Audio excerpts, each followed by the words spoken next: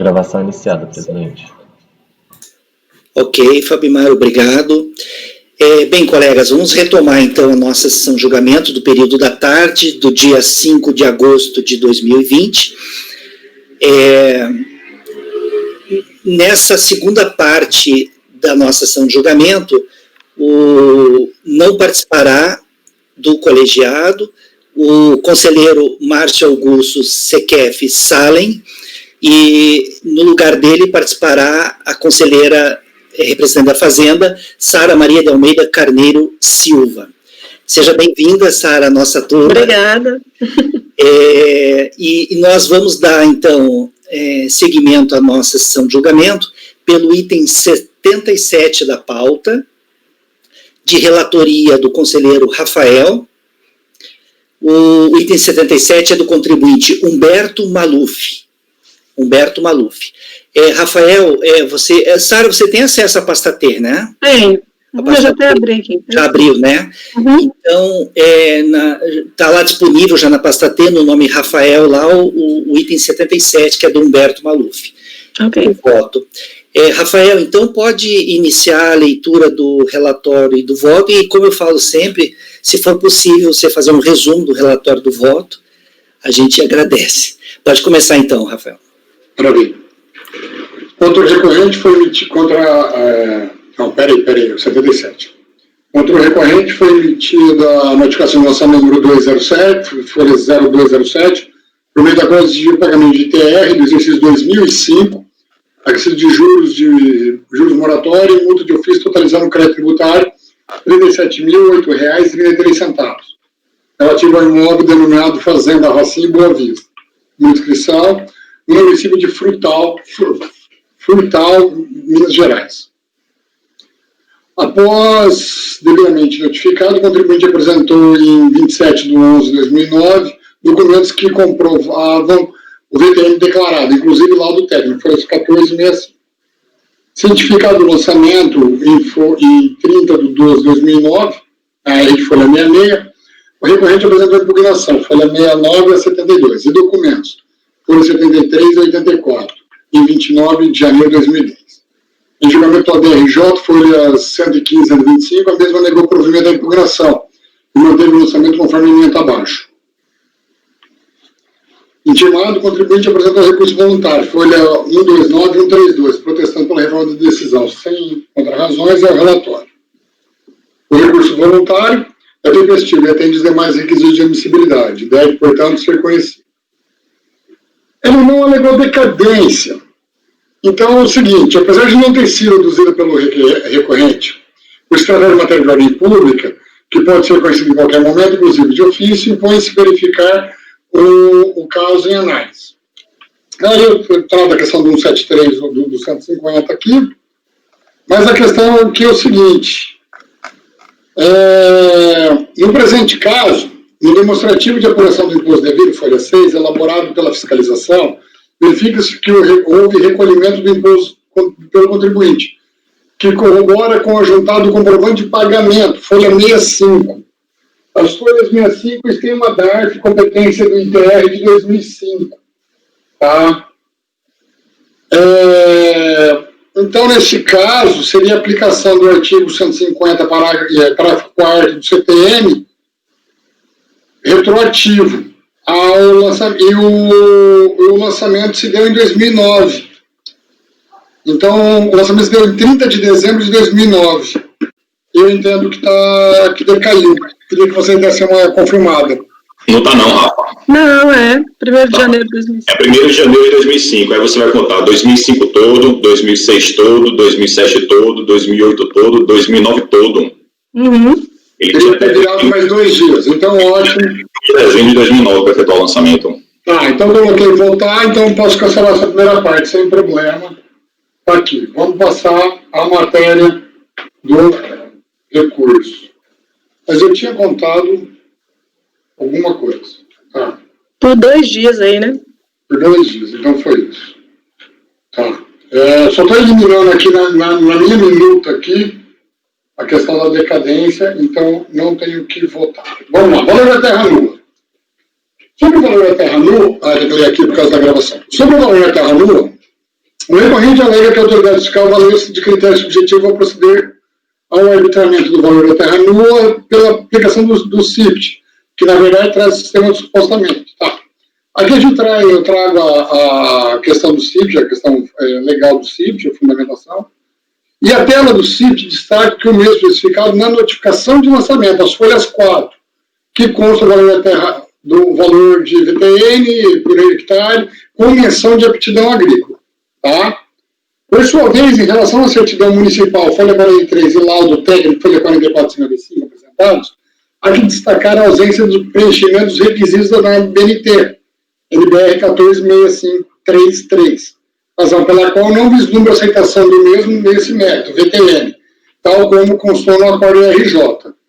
Nesse sentido, voto por negar o provimento ao recurso voluntário quanto ao VTN, mantendo seu valor arbitrado em lançamento. Faço o exposto, vou no sentido de negar provimento ao recurso voluntário. Então, afastando a questão da decadência por um erro meu de contagem, e quanto ao VTN, eu nego o provimento. É como eu voto, presidente. Ok, Rafael. Colegas, o conselheiro relator está encaminhando por negar provimento ao recurso voluntário. Alguém gostaria de fazer algum comentário em relação ao processo? Não? Pode falar, Francisco. Rafael, a tela da aptidão está no processo ou é só a partir da transcrição do áudio? Da notificação? Sim.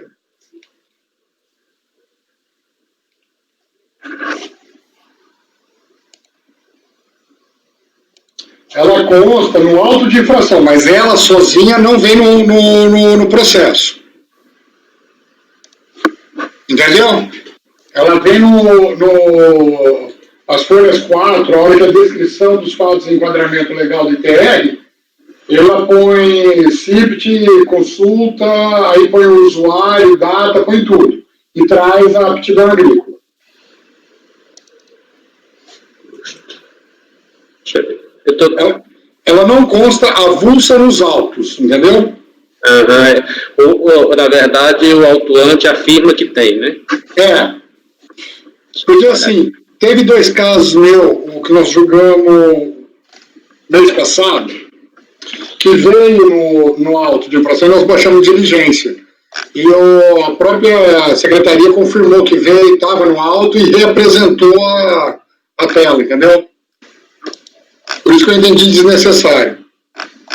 Está discriminando quem fez a busca, o usuário, data, tudo certinho, sabe? Não veio faltando elemento de confirmação.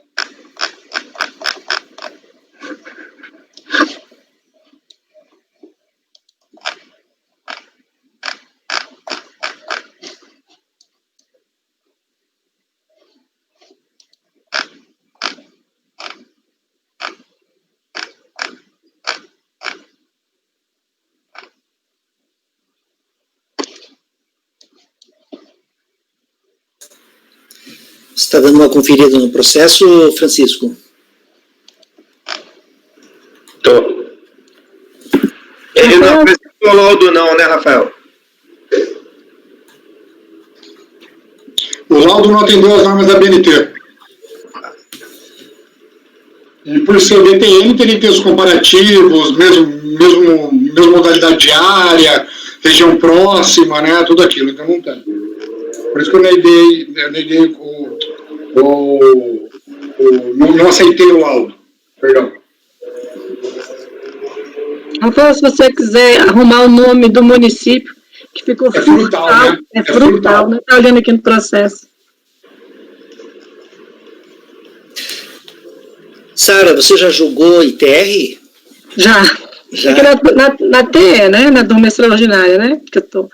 Mas eu também já tinha participado, né, com o Rony, e eles jogaram bastante TR, a linha é essa aí mesmo. O esquema é assim, né, a fiscalização faz aquele arbitramento, tá? Uhum. Aí apresenta para o contribuinte, né, quando a fiscalização arbitra um valor maior do que foi declarado, chama o contribuinte para justificar aquele valor declarado com base num laudo e tal. Uhum. Quando o contribuinte não apresenta um laudo, a fiscalização, então, mantém aquele valor arbitrado. Aí vem para nós aqui.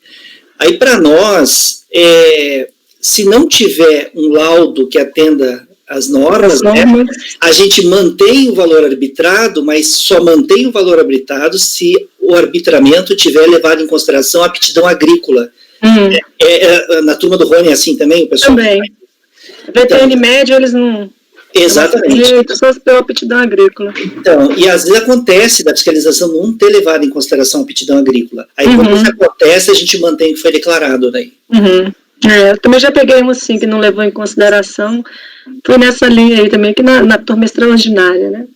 Isso. Eu entendi. É bom, por isso que é bom a gente participar, assim, né? De reuniões com vocês, que a gente vai formando uma jurisprudência aqui dentro do CARF, né? É verdade. E havendo laudo nesse caso aí, poderia ser considerado laudo, né? Se não tivesse estiver atendendo às normas. Não, sem atender a norma e não tendo aptidão agrícola, mas tem um laudo. Não, mas daí é o valor declarado. É o valor declarado. Fica sempre o valor declarado? O valor declarado por ele. Porque acho que eu já vi decisões, agora está me falhando, que usou o valor do laudo, mas o laudo tinha sido descartado em primeira instância. Agora estou me falhando se o cara corrigiu o laudo em recurso, em fase recursal. Eu tive, Marcelo, do mês passado, eu perdi aqui, mas eu aceitava o valor do laudo e eu trouxe uma jurisprudência do CARF. Mas eu tem uma jurisprudência do CARF nesse sentido. Que assim, não tem nada, mas tem um laudo. Então, pelo menos o laudo serviu de base. E eu perdi, mas foi o que eu trouxe. E normalmente o laudo tem até um valor melhor do que o cara declarou. Maior, eu digo assim. Entendi. Aqui a jurisprudência aqui é um pouco diferente nesse sentido, né? O entendimento da turma. Na verdade, nós temos entendido o seguinte: quando é baseado no CIPT, o CIPT não traz aptidão agrícola, tá?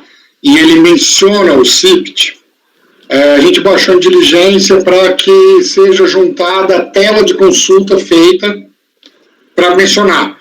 Porque se vem a consulta, vem o extrato de consulta, aquela data, o fiscal, o auditor, e na tela não vem a aptidão agrícola, a gente restabelece o por ele declarado. Tá? Agora, se o dele declarado, na verdade, ele juntou o laudo, mas ele não se atentou a essa questão do CIPT, ausência de aptidão, é mantido. O laudo a gente aceita para confrontar o CIPT que tem aptidão, mas desde que o laudo esteja correto. Ô Chico, você ia falar alguma coisa, você ia questionar? Eu estou vendo aqui na página 4, folha 4, embora ele não traga ela como documento único no processo, mas ele, tipo, copia e cola, ele reproduz exatamente igual ela é extraída do Isso. Então aqui, eu entendo que aqui é como se ela só não está separada, mas ela está no processo. Ali ele traz até quem é o auditor que fez, o usuário da Receita Federal que fez a consulta, a data, entendeu? É uma cópia fiel, é uma escaneou, né? Por isso que eu admiti. Se ela viesse faltando elemento, daí é uma outra situação. É porque nós já... eu chamei a atenção porque a gente já pegou situações que o auditor colocava com aptidão agrícola. Aí quando ele colocou com aptidão agrícola, aí quando a gente ia ver, não tinha aptidão agrícola. O que ele considerou aptidão agrícola é o valor médio das ITRs, né? Tranquilo. Tá, então, por final, eu estou negando o provimento ao recurso voluntário como eu voto. Tá.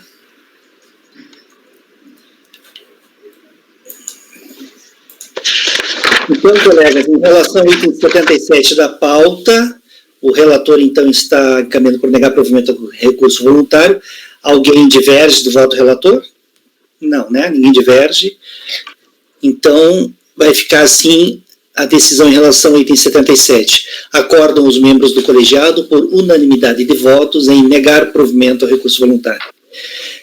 Viu, Sara? No primeiro mês de sessão virtual, eu estava colhendo os votos individuais de todos os processos, um por um. E a gente viu que não tem muito sentido isso em questões assim, ó, como a turma já é decidido, entendeu? Agora, quando o processo é mais polêmico, a discussão, aí a gente faz a coleta individual, né? É uma matéria que normalmente a turma ou a gente já sabe certinho como cada um vota, a gente faz uma coleta meio que geral, assim, de votos. Eu não sei se as outras turmas fazem isso também. Eu não entrei em virtual, mas em outra turma, não. Primeira vez que eu estou entrando. É a primeira turma, virtual é a nossa? Virtual é a primeira. Ai, que honra. Fui convocado mês passado, mas eu estava de férias, né, e não podia participar. Ok, então. Colegas, esse foi, então, o item 77 da pauta. Agora vamos passar para o item 78 da pauta, também de relatoria do conselheiro Rafael. O item 78 é do contribuinte Américo Baptista, né, filho. Também, nesse caso aqui, importante a retina fonte. Foi o último de TR, foi esse. Agora, o 78 e 79, embora de fato, em real, são dois contribuintes distintos, mas a matéria é a mesma. São valores recebidos de serviço prestado ao Programa das Nações Unidas. Legal, então. Então tá, Rafael. Então, você vai começar pelo 78 mesmo. Vou começar pelo 78, normal, a matéria é a mesma, os documentos apresentados só mudam a numeração de página, mas são os mesmos, tem os contratos, tem tudo, tá? E aí eu cito que foi cassada a súmula CARF número 39. Tá. Eu entrei em setembro de 2019, vai fazer um ano agora. Teve um processo que vocês julgaram em agosto de 2019, de relatoria do Gregório, que já citava o afastamento da aplicação dessa súmula já. Eu cito a ementa dele aqui. Tá certo, então. Então, Rafael, pode iniciar, então, a leitura do relatório do voto do item 78 da pauta. Pode começar. Iniciou-se em setembro de 2006, comandado do procedimento fiscal, o número está aqui, folhas 3, intimação fiscal 934/2006, folhas 26 e 27, referente aos anos calendários 2002, 2003 e 2004, para o contribuinte recorrente apresentar. Aí traz uma lista de 10 documentos aqui. Intimado em 2/10 de 2006, aí de folha 28, o contribuinte apresentou manifestação e documentação, folha 29 a 186. Posteriormente, houve prorrogação do procedimento fiscal e foi lavrado o termo de verificação fiscal, folha 190 a 98, e, consequentemente, foi lavrado o auto de infração, folhas 203 e 218, contra o contribuinte, que intimado em 18 de janeiro de 2007, folhas 218 mesmo, apresentou impugnação, folha 220 a 243. A sexta turma da DRJ em Florianópolis, por unanimidade de votos, julgou improcedente a impugnação, conforme a emenda do acordo 0719-908, de folhas 285 e 292. Tá? Rendimento de trabalho recebidos de organismos internacionais. Intimado, em 19/7/2010, a R de folha 297, o contribuinte interpôs recurso voluntário, folha 298-305, no qual protestou pela reforma da decisão. Sem contra-razões ao relator. O recurso voluntário de folha 298-305 é tempestivo e atende os demais requisitos de admissibilidade, assim dele com isso. No mérito, conforme constou no acordo recorrido, o lançamento tributário se deu em razão de valores recebidos de organismos internacionais, porém por trabalhos contratados no Brasil, como destaco. Aqui eu trago a reprodução do DRJ. Então, como na impugnação, o contribuinte recorrente apresentou suas razões defendendo o direito à isenção do IR, referente aos rendimentos e análise, visto o artigo 22 do regimento de 99, no sentido de isentar o recolhimento do imposto de renda oriundo do rendimento do trabalho percebido por servidores de organismos internacionais. De acordo com a documentação que instruiu os autos, contrato de folha 51 a 53 e aditivos 54 a 62 e contrato de folha 63 a 66, o contribuinte recorrente foi contratado como consultor independente para prestação de serviço ao PNUD, sem vínculo empregatício, consultoria. Nesse sentido, superados os fatos, havia previsão da súmula CARF 39. Todavia, como destaque acima, a mesma foi revogada pela portaria CARF número 3, de 9 de janeiro de 2018. Então, a revogação deu-se em razão da decisão proferida no recurso especial, daí trago os dados aqui, que na sistemática de recurso repetitivo. Eu trago a emenda. Do repetitivo, infere-se a isenção do imposto de renda não alcança tão somente os rendimentos do trabalho de funcionários no sentido estrito, mas também contempla os prestadores de serviços específicos. E aqui eu trago daí um julgamento, um acordo de 17 de junho de 2019, da turma extraordinária, de relatoria da conselheira Cláudia Cristina, e também do acordo 9202-007-647, da segunda turma da Câmara Superior. Ainda, agora o acordo do Gregório, desta turma, que foi julgado em agosto, publicado em 26 de agosto de 2019. E quanto ao presidente judicial, submetido ao rito de recurso repetitivo, aí a gente aplica o parágrafo 2º do artigo 62 do anexo do RICARF, que fala da obrigatoriedade. Então, nesse sentido, voto para dar provimento ao recurso voluntário, determinando-se o cancelamento do orçamento fiscal. É como eu voto, presidente.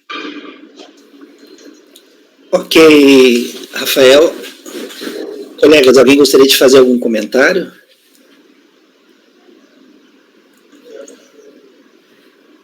Você, Gregório, que foi citado, gostaria de fazer algum comentário?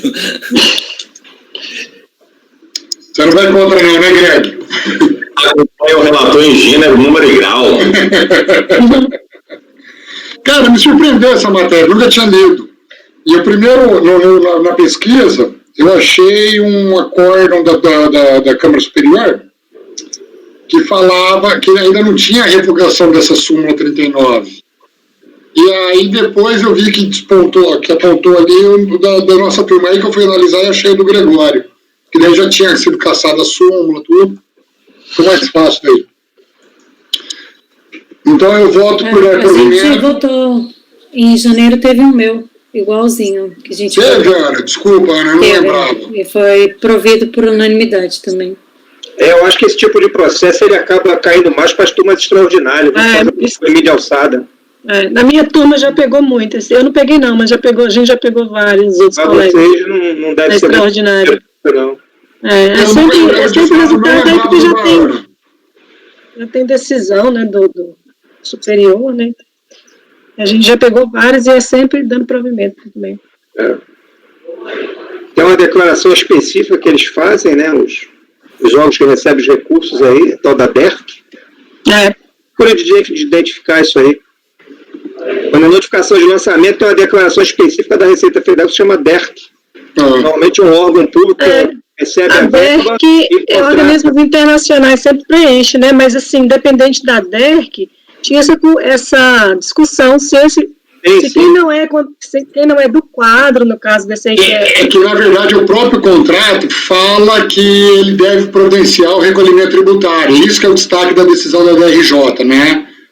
Esse processo tem isso, e o outro da DRJ já cita, ou esse ou da DRJ citou a súmula CARF 39. Um dos dois citou. O outro esse entendimento mudou há pouco tempo aí. Mas ambos destacam a cláusula contratual que fala da obrigatoriedade do recolhimento pelo contribuinte.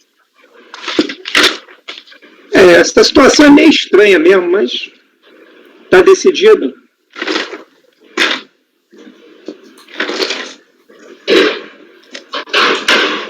Tá.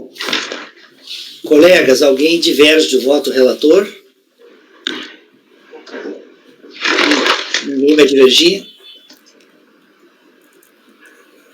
Então tá. Esse caso aqui... Rafael, esse é igual ao outro? A mesma situação? Mesmo resultado? Eu acho só que seria prudente, porque a numeração são diferentes, são contribuintes diferentes. Tá, vamos abrir o outro então. Tá, aí eu já vou mais objetivo, então, na citação dos documentos, pode ser? Tá, só um instantinho, tá? Vai abrindo aí que eu só vou redigir aqui, já vou ler e já passando para o próximo.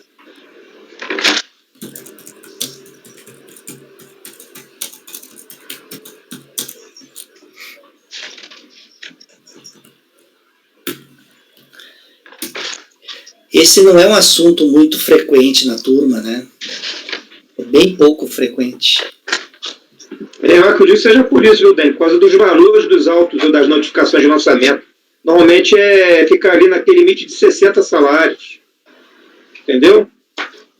Aí, como está essa limitação também para vocês de julgamento de valor, aí talvez tenha distribuído um pouco para vocês, que tem um represamento bom disso.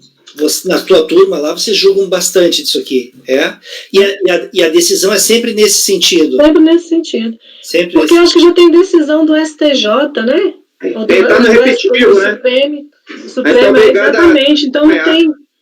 Até ter essa decisão era súmula CARF e a gente era negar provimento. Mas depois ainda aplica aquele regimento interno que você tem que observar as decisões repetitivas, né? 62. Então não tem mais dúvida depois da repetitiva. Eu mesma não peguei essa matéria, mas teu colega já pegou assim, uns 10 processos. Aí ele faz um voto bem elaborado, com bastante argumentos, e no fim é dar provimento mesmo, porque não... Esse colega é o Raimundo Cássio, não? Não, é o Boto. O Boto já pegou. O Cássio ainda não vi, não, mas o Boto já pegou bem uns 10. Porque eu não estou há muito tempo na turma. Quer dizer, entrei em dezembro, né? De dezembro para cá, ele já pegou uns 10 processos nessa matéria. Aí na época primeiro, a gente deu uma pesquisada e viu que era isso mesmo. Entre as turmas extraordinárias e ordinárias, já vi que tem essas diferenças de temática por conta do... Conta de valor, né? Exatamente. A gente pega muito processo, porque o valor pequeno, esse mês eu peguei 32. Aí você pega mais em RPF, de tudo quanto é questão, vem pra gente. É bom que você fica por dentro de todas, né? Pelo menos tendo noção de... É verdade. Colega, você está aí, Renata? A Renata sumiu na imagem para mim. É verdade. Esperar um pouquinho ela aparecer aí. O outro é igual, viu, presidente? Já olhei aqui. Inclusive, nesse segundo é que o acordo da DRJ faz menção à extinta súmula CARF 39.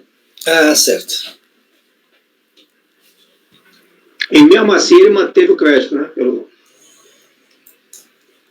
Na época do julgamento valia. A súmula valia, está muito rápido, não dava tempo não. O Denis podia expulsar a Rê para ela voltar, né? Porque ela tá...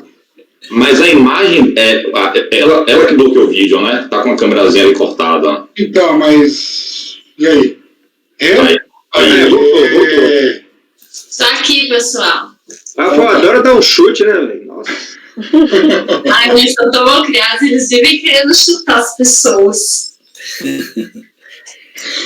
Colegas, então, em relação ao item 78 da pauta, ficou assim: acordam os membros do colegiado por unanimidade de votos em dar provimento ao recurso voluntário. É isso, né, Rafael? Para cancelar o lançamento, né?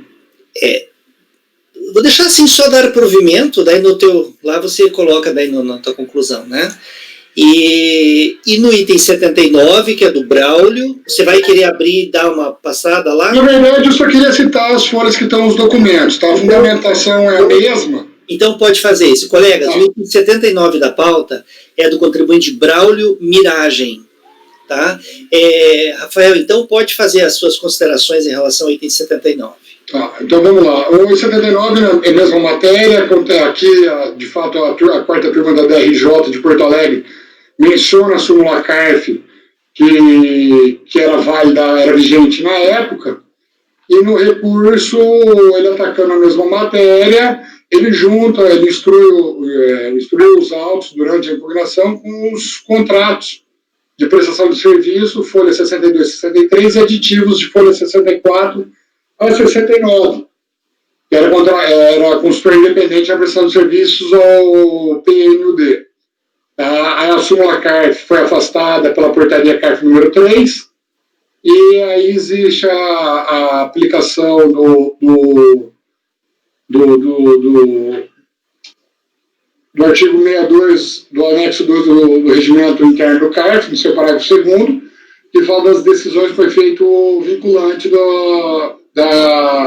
dos tribunais superiores. Então, também, neste caso, estou votando para dar provimento ao recurso voluntário e cancelar o lançamento. Tá?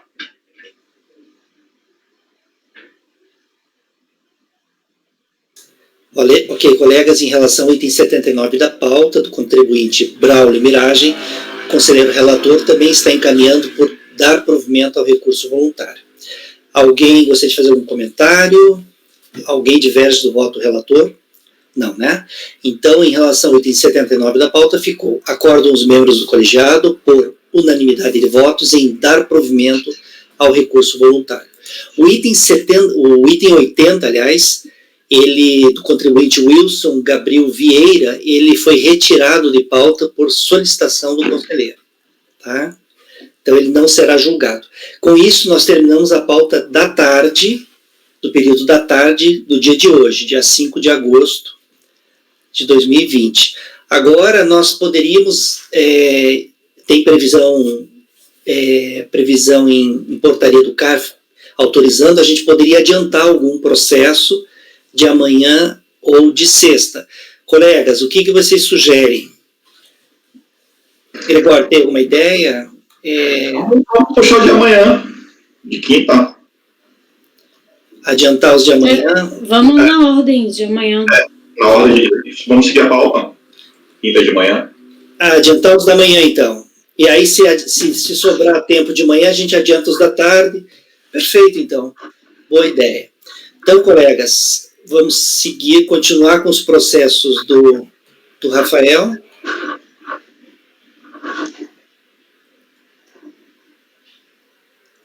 Tá. Vamos explorar um pouquinho a tua garganta aí, tá, Rafael? Colegas, será que a gente precisa interromper a gravação? Fabimar? Oi. A gente encerrou, agora, um pouquinho depois das 5 horas, a gente tem quase 1 hora ainda, dá para julgar alguns processos a mais. Nós terminamos a pauta da tarde e vamos iniciar a pauta de amanhã, do período da manhã. Seria interessante parar a gravação e começar uma nova gravação? Ou não precisa? Deixa eu só confirmar aqui, só um minutinho.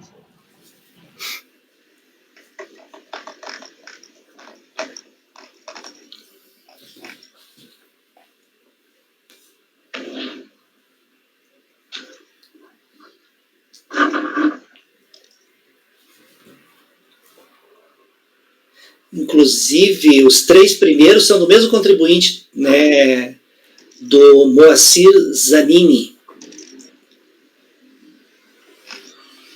E os outros 2 também do mesmo contribuinte, né, da mesma contribuinte, Luciane. Doutor Dene? Oi, pois não. Pode continuar no mesmo vídeo. Aí só no resultado o senhor informar que o processo foi antecipado, né? Ok. E não julgar os processos que têm sustentações. Ok, então. Ok, então.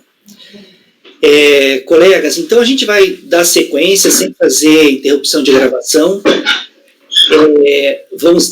Nós finalizamos então a pauta da tarde do dia 5 de agosto e vamos então, dado o adiantado da hora, vamos iniciar então a pauta do dia 6 de agosto de 2020,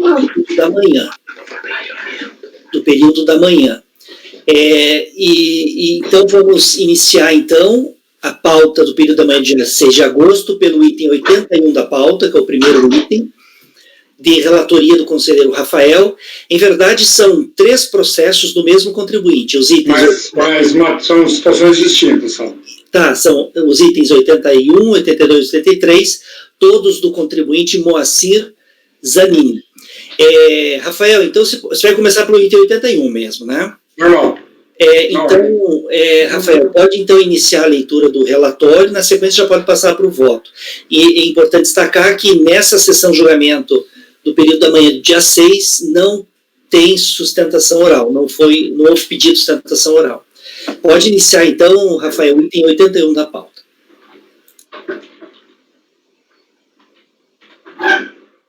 Tá. Vamos lá.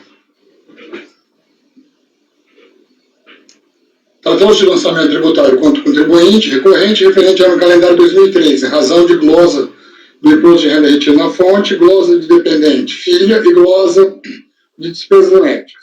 Quanto ao dependente, a mesma foi excluída em razão de ter ultrapassado a idade permissiva legal, não fazendo prova da necessidade. Quanto às despesas médicas, o contribuinte nada apresentou. Ainda, quanto a estas, está errado essas matérias, o contribuinte recorrente não as impugnou, tornando-se preclusa. Por sua vez, quanto ao glosa do imposto de renda retido na fonte, assim constou na descrição dos fatos de enquadramento legal, número 11. Em resposta à intimação, número tal, o contribuinte deixou de apresentar carteira de trabalho e ou contrato de prestação de serviços, contra-cheque, recibos, pagamentos relacionados à fonte, CNPJ, número tal, sendo, portanto, objeto da glosa do imposto de renda retido na fonte no mencionado CNPJ, no valor de 26 mil. Quando do julgamento, a quarta turma da DRJ de São Paulo 2 negou provimento à impugnação por unanimidade de votos, conforme emenda do acórdão 1740-382 e folha 3740. Peraí. Não. Eu estou lendo 82. Exatamente. Desculpa. Eu abri os três aqui do Moacir. Desculpa. Eu estava procurando aqui. Eu também. Não. Eu estava perdido aqui. Não, eu fiz confusão. Voltando. Tá? Tranquilo. Então, o processo 81 da pauta, o recorrente é Moacir Zanini também, tá? O ano calendário é imposto de renda retido na fonte pessoa física, imposto de renda pessoa física, ano calendário 2006, tá? Corrigindo, erro meu. Tratou-se de lançamento tributário contra o contribuinte recorrente em razão de glosa do imposto de renda retido na fonte. Ainda, no presente caso, eis que o contribuinte exercia o cargo de diretor da fonte pagadora. Aqui peço vênia para apresentar o relatório que constou do recorrido do acórdão. Aí eu transcrevi o relatório da DRJ. Quando o juramento, a quarta turma da DRJ de São Paulo negou provimento à impugnação por unanimidade, conforme a emenda do acórdão 1740-381, de folhas 30 a 33. Intimado em 18 de maio de 2010, a AR de folha 37, o contribuinte interpôs recurso voluntário, folhas 40 e 41, no qual protestou pela reforma da decisão. Sem encontrar razões, é o relatório. O recurso voluntário, folhas 40 e 41, é tempestivo e atende os mais requisitos de admissibilidade. Tem que completar, né? Dele eu conheço, né?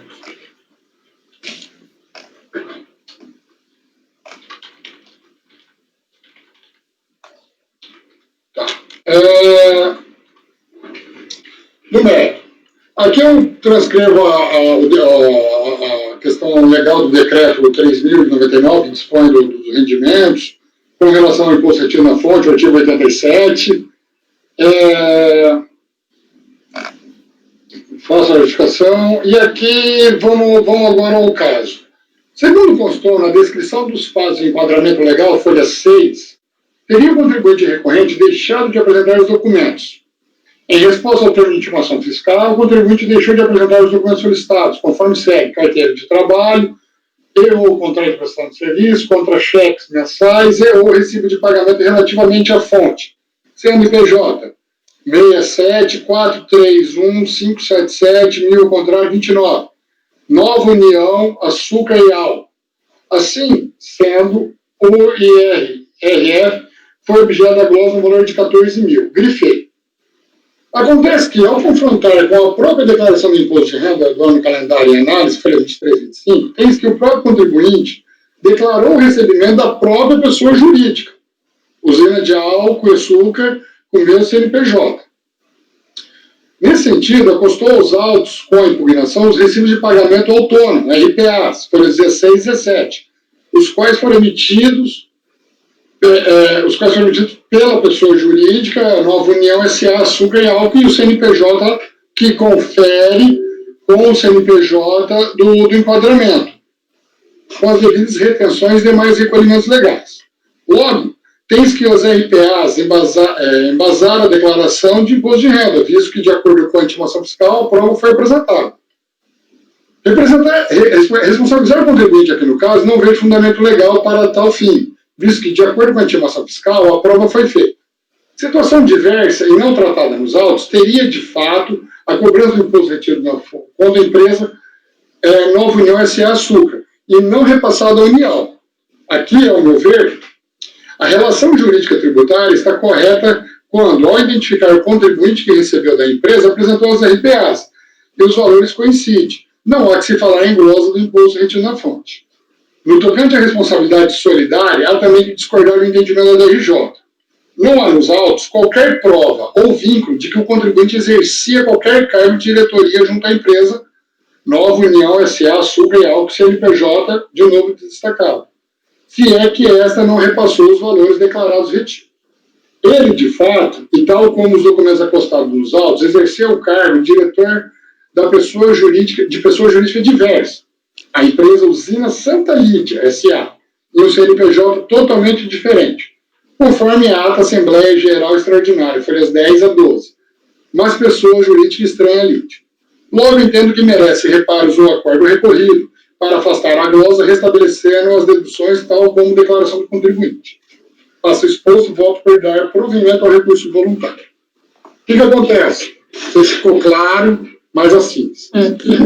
Na Usina Santa Lídia S.A., ele exerceu o cargo, de acordo com a ata da Assembleia Geral Extraordinária, o cargo de diretor, de fato.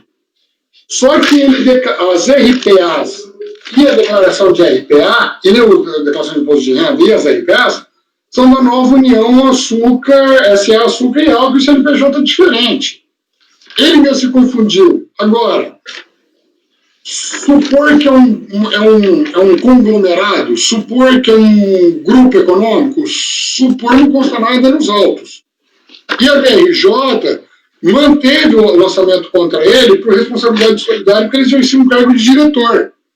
Mas não consta isso nos autos, que ele era diretor da empresa Nova União. Não consta nada nos autos. E o discriminativo fala para ele demonstrar... Cadê aqui? Onde é que eu até grifei? Recibos de pagamento relativo à fonte da Nova União. Isso ele juntou a RPA. Então, se a nova União, Açúcar e Álcool, reteve o imposto de renda dele e não repassou aos cofres públicos, a responsabilidade não é dele nesse caso. Entendeu? Entendeu? Quer dizer, perdão.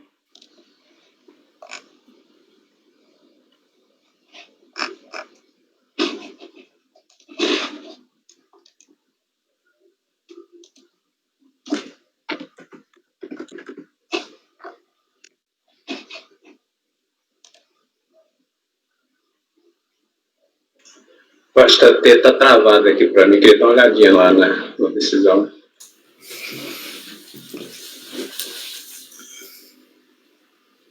Não entendi, Chico, o que foi? Estava querendo acessar o processo, mas a pasta T está travada aqui. Deixa eu ver aqui se não vai processo. Você quer que eu disponibilize ele no grupo do WhatsApp? Ele é pequeno, na verdade, esse processinho.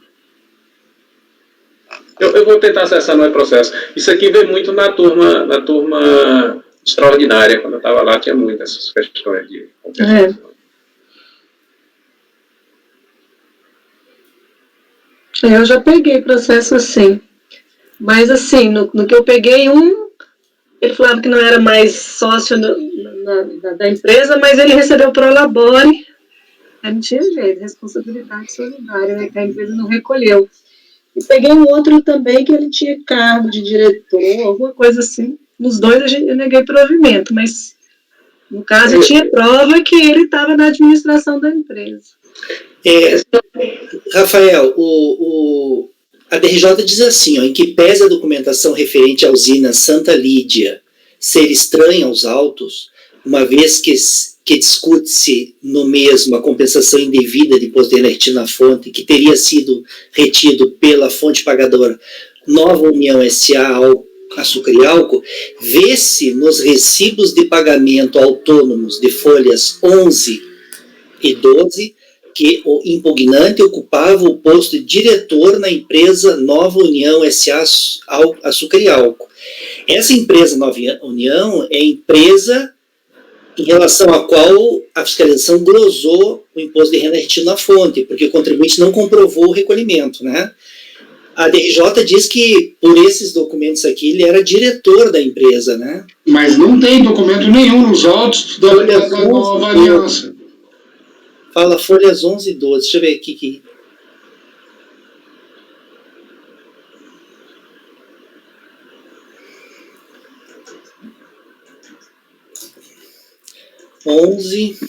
e 12.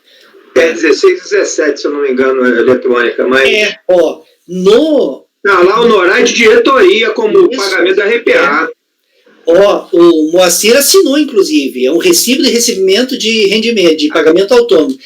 O recibo diz assim, recebi da empresa acima, que é o SA, pela prestação de serviços de honorários da diretoria.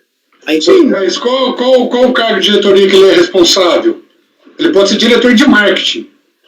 Ele pode ser diretor de qualquer função. Ele pode ser diretor de almoxerifado. Ele pode ser diretor de qualquer outra função que não responsável tributário. Não tem?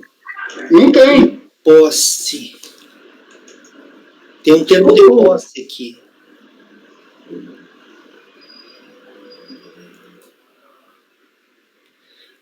Tem um termo de posse... Da Santa Lídia, na folha anterior. É Santa Lídia. Santa Lídia,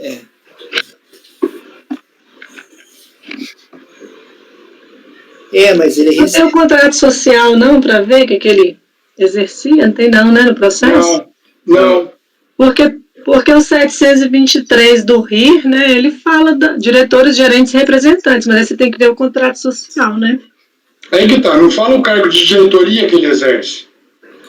E, particularmente, a gente vai entrar no segundo passo da discussão, que eu entendo.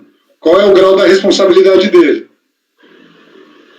Você fala em responsabilidade solidária da pessoa jurídica, do sócio, nesse caso. Mas... Com o perdão da palavra, não vai ser um processo de 50 páginas que apurou a responsabilidade do sócio, né?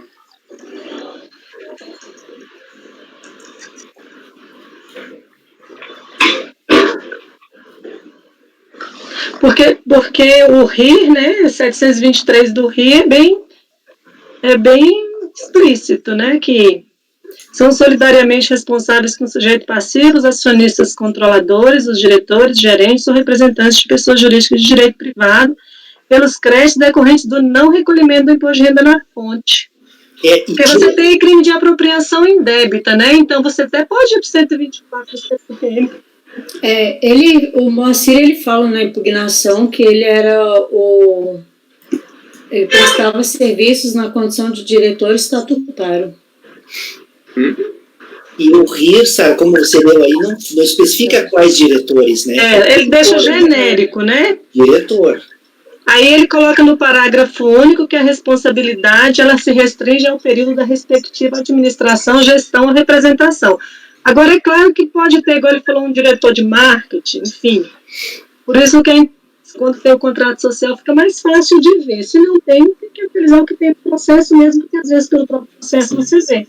Porque você tem também o Código Civil, né, que eu sei porque eu já fiz um processo assim, estou lendo até dentro do meu processo. Dentro do Código Civil também, tem essa atribuição de responsabilidade, a gente pega aí não é legislação tributária, mas você pode usar. Deixa eu ver se eu acho. Vem cá, pessoal. Aqui é um caso de glosa de imposto de renda retido na fonte, certo? Na fonte.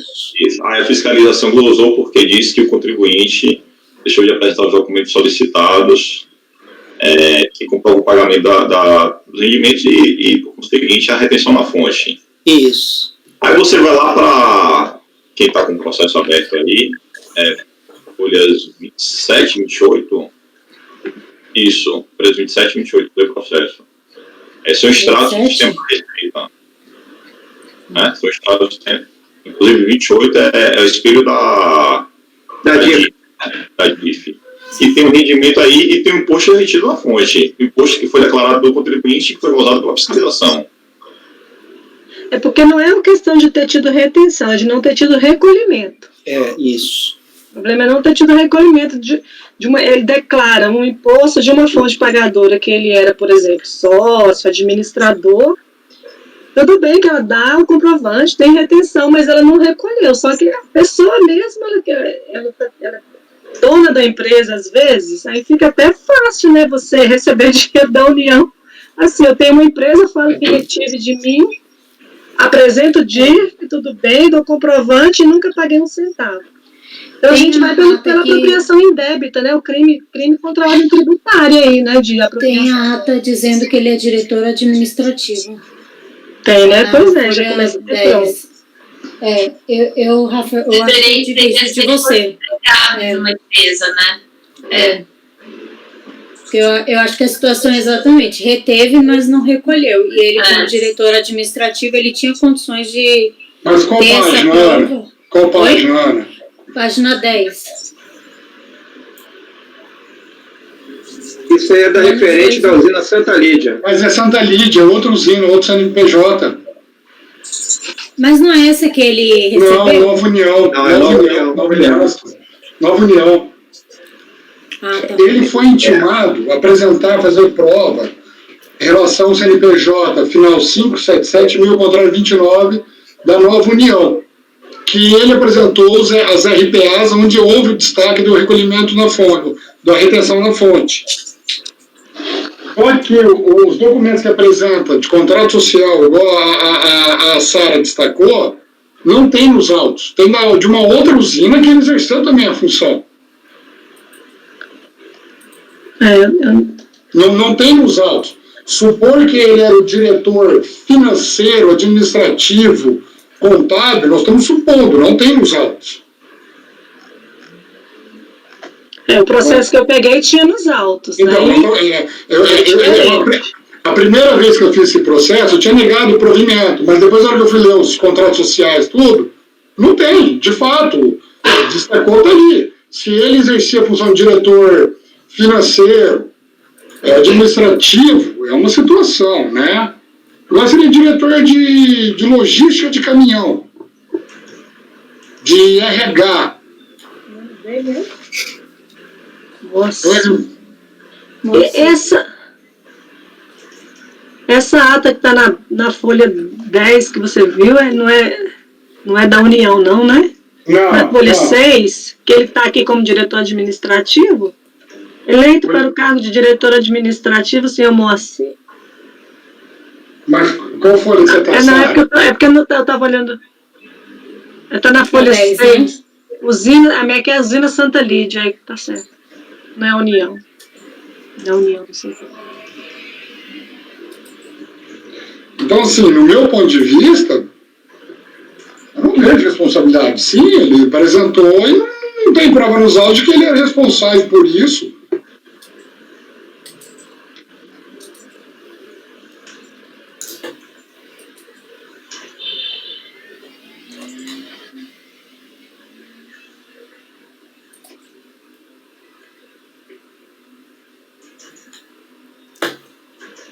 Mas não é, igual vocês falaram, no RPA dele, que é da Nova União, ele mesmo fala, recebia da empresa pela prestação dos serviços de honorários da diretoria.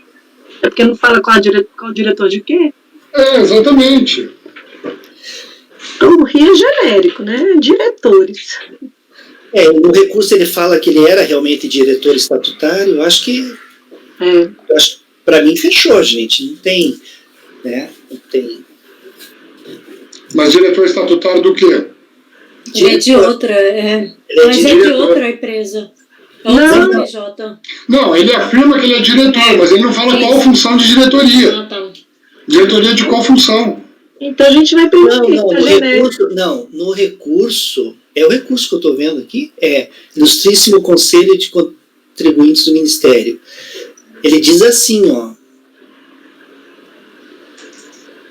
Conforme documentação já apresentada, o contribuinte prestava serviços para a empresa Nova União S.A. Açúcar e Álcool na condição de diretor estatutário e que a retenção levada a efeito foi objeto de RPA, emitida em desfavor daquela empresa. Sim, mas ele era diretor... Né? Da empresa Nova União. Sim, mas ele não fala a função da qual diretoria. Mas é diretor. Mas diretor do quê? De logística, de logística de parte? Mas o que fala Mas a lei? o RI, que é o Decreto-Lei 1736, né?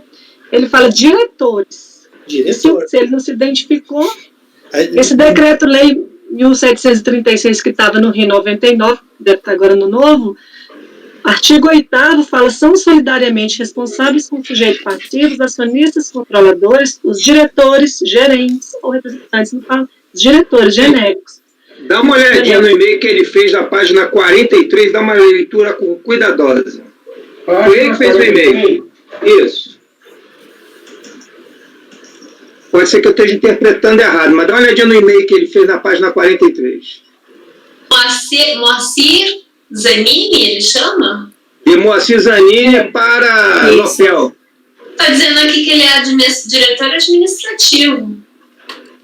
Pois é, por isso que eu estou pedindo para vocês olharem aí.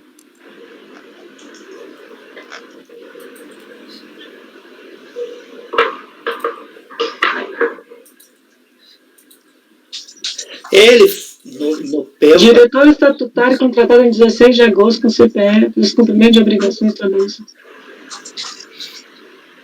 Salário líquido de R$21 mil. Assumir a diretoria administrativa das usinas. Acho que aí vai tirar a discussão tá aqui. Tá, mas na página seguinte, tá lá, gerente administrativo financeiro, Sandro Mascarim, contador, Ismael Miguel Batista. O que eu quero falar assim, eu entendo a posição da Sara quanto a instrução de diretores, mas responsabilizar pelo débito tributário um diretor que não é da área... Mas, não sei, eu não estou colocando que a gente poderia ter se compensado, né? E nessa linha não, mas assim, o que responsabiliza o diretor é porque ele tem responsabilidade pelo pagamento de tributo.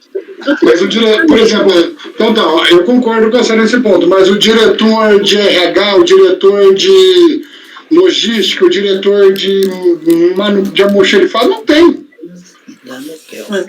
Essa que é a questão para mim, eu entendo, entendeu? A Receita vai notificar, está no papel dela, tem o regimento para ela fazer. Não discordo disso, está aí para ser cumprido. Acontece o seguinte, não há nenhuma demonstração nos autos que ele exercia essa.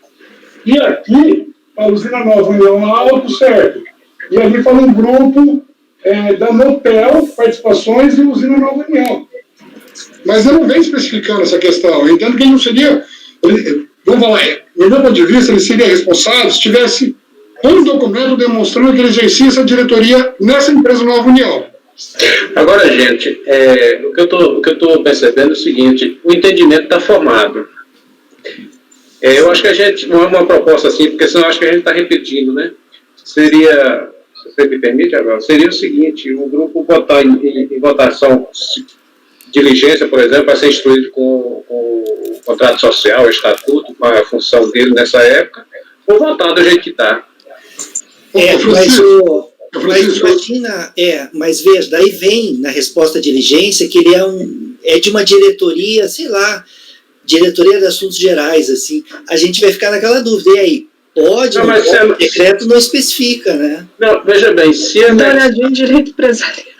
Não, pelo que eu estou colocando, eu não sei a posição dos demais colegas, eu acho que está mais ou menos fechado. Uma parte dos julgadores entendem que o fato da denominação genérica diretor, administração, que eu também referiu esse entendimento, ele participa das decisões, ainda que ele não seja o financeiro, o administrativo, mas ele participa das decisões, de diretoria, né?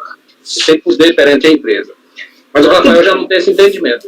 Então, a posição que eu estou colocando é o seguinte: bota para votar agora, a gente já fecha, ou então, bota para votar, se for para diligência, se ele botar lá o contrato, que ele é diretor administrativo, o Rafael, pelo que o Rafael está colocando, ele já muda de opinião, porque ele já fecha. Eu só não votaria pela diligência, Francisco, que é a mesma situação que eu pactuo daqueles outros casos que a gente discute de TR. O processo passou por uma análise, houve um lançamento tributário, houve um julgamento da RJ, e se foi um erro do auditor em não instruir o processo com os devidos documentos, ou não se atentaram aos documentos, nós estamos dando uma oportunidade de corrigir um lançamento? Olha só, eu acho que a gente, como ele está caracterizado, que ele exercia cargo de direção, até o próprio CTN, artigo 135, olha o que ele diz: são pessoalmente responsáveis pelos créditos correspondentes a obrigações tributárias resultantes de atos praticados com excesso de poderes ou infração de lei. Então, assim, para mim, o meu entendimento é que isso aí é infração à lei, que é imposto retido e não recolhido, até pode ter representação fiscal para fins penais, né? Sendo infração à lei, está incluído aqui na hipótese 135. Ou ele pelo CTN, que é até mais, né? E aí, infração é quem ele coloca? Infração à lei, contrato social ou estatuto. Inciso 3, os diretores, gerentes ou representantes de pessoas jurídicas de direito privado. Então, assim, eu sei que responsabilidade tributária é um tema enorme.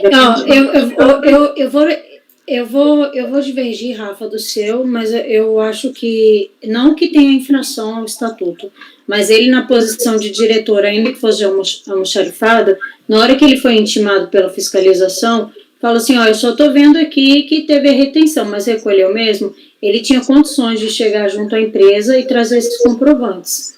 Então, ainda que ele fosse o diretor de estacionamento da empresa, eu acho que ele não seria alguém desconsiderado lá para não ter o acesso aos comprovantes. Então, acho que não é uma infração, porque pode ou não pode ser da competência dele, está dentro desse recolhimento, mas que ele deveria ter instruído os autos com a cópia desses comprovantes. Põe para votação dele, põe para votação. Vamos fazer votação? Então, vamos fazer votação, colegas. Márcio, como você vota? Desculpa, perdão. Não tem Márcio. Sou eu, né? Sara, como você vota? Eu nego o provimento, eu não acompanho o relator. Diverge do relator? Diverge do relator. Tá. Gregório, como você vota? Greg, abre o microfone, Greg. O Greg está pensando ali. Tô pensando. Não, eu vou acompanhar a divergência. A divergência. Francisco, como você vota? Eu acompanho a divergência. Renata, como você vota? Eu também acompanho a divergência. O Rafael mantém o voto, né? Marcelo, como você vota? Eu vou acompanhar a divergência. Divergência. A Ana, acho que também é divergência, né, Ana? Eu não escutei, Ana. Vai fechar o microfone. A divergência, mas pelas conclusões. Pelas conclusões. Eu também vou... Oi, pode falar. Acabou? Porque eu até estava vendo aqui no Google, essas empresas têm uma confusão bem grande, na verdade. Entrou em falência, pagou com um precatório da outra, reverteu uma falência de uma, foi para outra, mas elas têm um imbróglio grande aqui no passado. Pois é. Geralmente tem. No próximos dois processos, enquanto o Dani pensa quem vai fazer o voto vencedor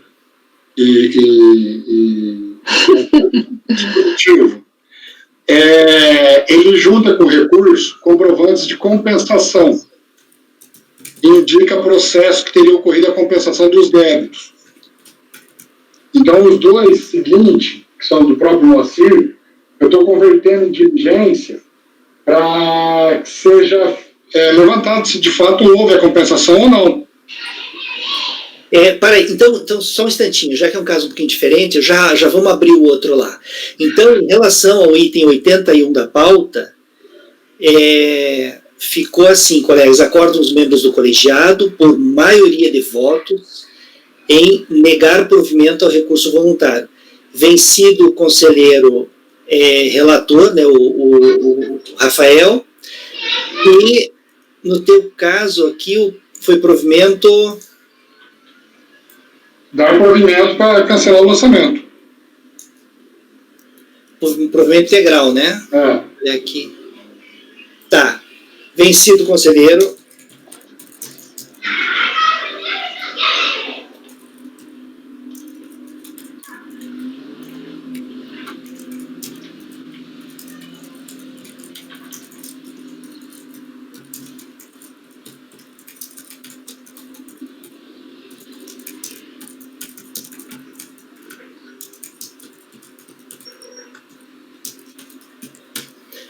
Colegas, alguém gostaria de fazer o voto vencedor? Deixa eu ver quem se mexer aí quer fazer. E depois deixar que eu faço, tá? Quase fechei minha tela aqui. Mas ele estava bebendo água e congelou.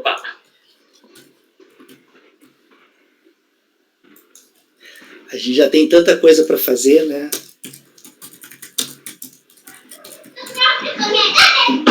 Tá, então esse aqui ficou assim: acordo com membros colegiados por unanimidade de votos em negar provimento ao recurso voluntário. Vencido o conselheiro Rafael, relator, que deu provimento ao recurso voluntário. Designado para redigir o voto vencedor, o conselheiro Dênio. Ok? Esse foi 81. Agora você vai passar para o 82, né? Deixa eu ver que horas são. Nós temos ainda uns... Deixa eu fazer o que a Ana ensinou a gente, olhar pelo Google. Deixa eu ver no Google que horas... O celular sempre tá certo, hein? Ah, não, aqui meu O meu não, hein? Esse. Mas faltam uns 13 minutos. 13, exatamente, 13 minutos. Quer ver? O meu celular está dizendo que falta 10. O meu falta 13. O meu falta 10. Então temos 13. A gente consegue fazer os outros em 13 minutos? Os outros dois são iguais, tá? Com recurso ele apresentou as DARF, onde estão apontadas compensações. Eu estou baixando em diligência para confirmar se esses processos apontados nas DARF foram de fato compensados ou não o crédito. Entendeu? Tá, deixa eu abrir ali, peraí. Ô, Dênio, não esquece de colocar no 81 que foi antecipado para o dia 5 o julgamento, tá? Que está marcado para o dia 6. Isso, perfeito.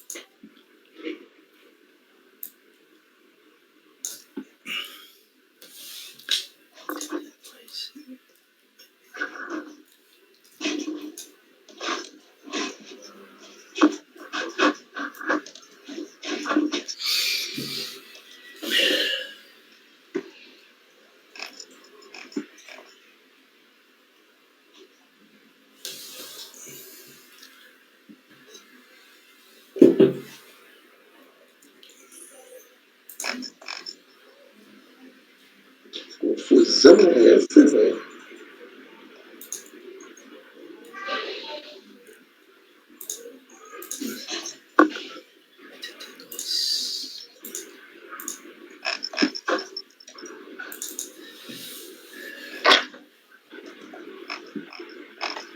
Rafael está citando processos aí nesse 82, né? Os processos de compensação, seria isso? Isso. O 82 e o 83. Um deles tem 3 processos, o outro só tem 2.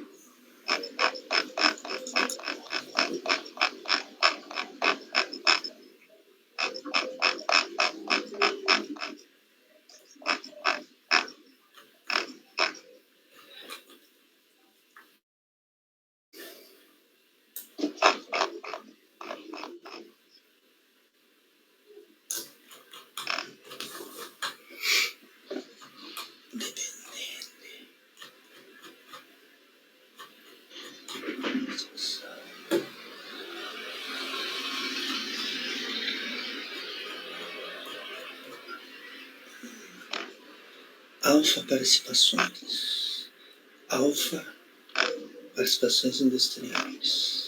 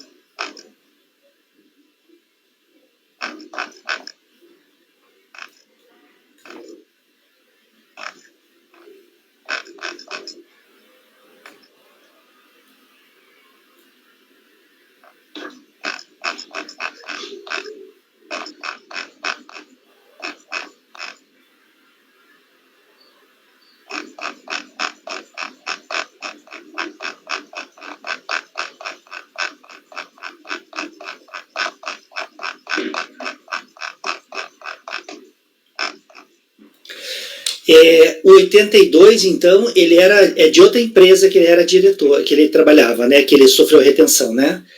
E na outra lá ele fala no recurso que a empresa nem fez DIRF, né? Não informou em DIRF a retenção, né? Aí ele diz que esses documentos comprovariam.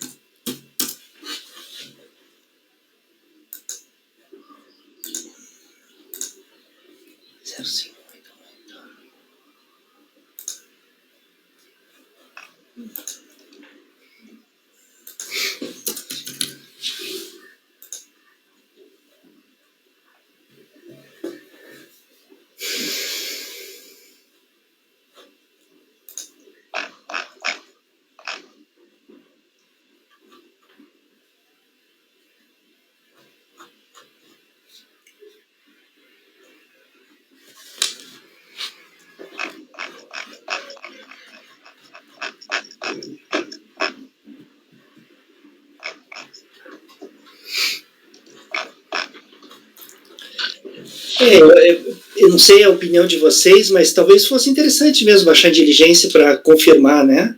Se esses DARFs aqui dizem respeito à retenção de imposto de renda em relação a esse contribuinte e se realmente o valor foi compensado, né? O que vocês acham? Qual que é a opinião de vocês? Francisco, o que você acha? Baixamos diligência? Parece interessante a ideia, né? Concordo, sim. Concorda, né? 0588 é sem vínculo, é trabalho sem vínculo, empregatício, é o código do DARF. Eu consultei o DARF. Imposto de renda, né? Isso. Retido na fonte, trabalho sem vínculo. Agora, engraçado, tem um carimbo, né? Compensado com crédito tributário. Eu tô achando estranho, acho que tem que baixar mesmo diligência, porque tá muito estranho, assim. Porque geralmente a compensação é a DECOM, né? Aí, esse DARF não tem autenticação de DARF pago, ou será que tem, bater o carimbo em cima, né? Porque para compensaria com o quê? Ele pediu restituição, não devia o tributo, aí tá meio estranho mesmo, acho que tem que esclarecer. Eu acho que é mais para esclarecer mesmo, né? Esse carimbo dá a impressão que foi o contador da empresa que bateu, né? Alguém da empresa que bateu. Pois é. Não foi a Receita Federal. Talvez esse DARF ele pagou por meio de uma compensação, é isso que ele quer dizer, né? Ele pediu fazer compra para pagar esse débito. Entrou para pagar esse débito. Isso. Tem que olhar a DECOMP mesmo, né? Para saber se foi homologada, se deu baixa no débito. Dele, o Fabimar quer falar. Fabimar, pode falar. Presidente, está chegando o meu horário. Deixa eu olhar aqui. Atualizar no Google. Falta 5 minutos. Tá, já vamos terminar. Os dois estão nessa situação? Os dois foram apresentados, guias, pedido de compensação. São 3 processos, outros são 2 processos. A única diferença é essa. Nesses outros 2 também foi glosado imposto de renda retido na fonte. É isso que está em jogo aqui no nosso julgamento. E ele também porque ocupava o cargo de diretor nas empresas. E aí, só que nesse caso, ao contrário do que ele disse no primeiro processo, nesses 2 aqui ele apresenta as guias de compensação. As guias, tá. Na realidade, ele apresenta um DARF, que seria o valor do tributo, e diz que esse DARF foi pago por via PDComp, processo de compensação, né? Como os DARF foram apresentados com recurso, não teve oportunidade de análise do fisco. Se eles tivessem sido apresentados na impugnação lá atrás, teria talvez já feito o levantamento, não foi feito. É melhor em diligência, mas vou te falar, esse DARF não quer dizer nada. Então. Porque o que acontece? O DARF, ele gera, o débito gera a partir da DCTF, da empresa. Ele tem feito o print com apresentado no resultado do extrato. Exatamente, a gente vai ter que olhar na DCTF, se ele declarou esse imposto, e está suspenso por pedido de compensação, né? Está liquidando por pedido de compensação, e se o pedido de compensação foi homologado. Então. Aí só mesmo a delegacia para falar. Né? O Fabimar precisa encerrar ali, a gente precisa encerrar a gravação. Então é o seguinte, esses dois itens, o item 82 e 83, então, todos vocês concordam então em baixar em diligência? Alguém diverge da diligência? Não? Então eu vou consignar nos dois itens aquele texto padrão nosso de diligência que vai ficar assim: resolve os membros do colegiado por unanimidade de votos converter o julgamento em diligência para que a unidade de origem da Secretaria Especial da Receita Federal do Brasil preste as informações solicitadas nos termos do voto que segue na resolução, consolidando o resultado da diligência de forma conclusiva em informação fiscal que deverá ser cientificada ao contribuinte para que, a seu critério, apresente manifestação em 30 dias. É bom que o contribuinte tenha conhecimento do resultado para ele, né, contrapor se por acaso a unidade de origem comprovar, demonstrar que não foi recolhido, né, ou compensado, sei lá. Tá bom? Pode ser assim, né? Pode ser, Rafael? Você está olhando com uma atenção? Então tá, colegas. Então, os itens 82 e 83 da pauta ficaram com esse dispositivo e os dois foram convertidos em diligência. E o 81 foi negado provimento ao recurso por maioria de votos, ok? E eu fui designado para redigir o voto vencedor. Então tá, colegas. Encerra a gravação? Vamos encerrar aqui o nosso julgamento, a gente retoma amanhã de manhã.